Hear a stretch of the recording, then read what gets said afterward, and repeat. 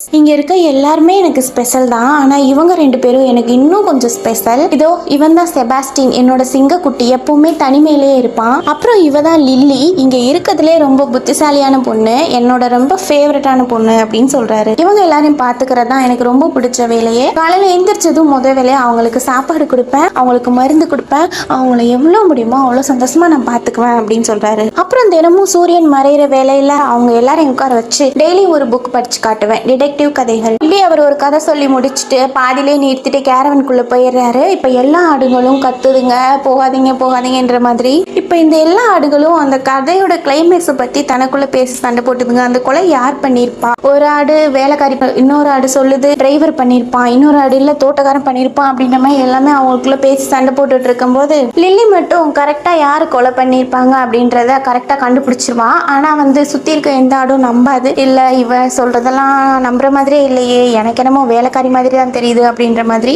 இப்ப அடுத்த நாள் மறுபடியும் அந்த கதையோட கிளைமேக்ஸ் சொல்றாரு. பார்த்தா நம்ம லில்லி சொன்ன அதே ஆளுதான் கொலைகாரன்றதையும் சொல்றாரு. இப்ப மறுபடியும் லெட்டர் எழுதுறது ஸ்டார்ட் பண்றாரு. பொதுவா என்னோட ஆடுங்கள்லாம் ஒண்ணு சாப்பிடும் இல்லைன்னா தூங்கும். ஆனா என்கிட்ட ஒரு 3 அருந்தவாளுங்க இருக்குங்களே, சரியான சேட்டை பண்ணுங்க. என்னன்னா இவங்க எல்லாம் வெயில் காலத்துல பிறந்தவங்க, ஆனா ஒரே ஒருத்த மட்டும் பனி காலத்துல பிறந்திருப்பான். அவனை மட்டும் மத்த ஆடுங்க ஒதுக்கியே வைக்குதுங்க, ஏன்னு தெரியல.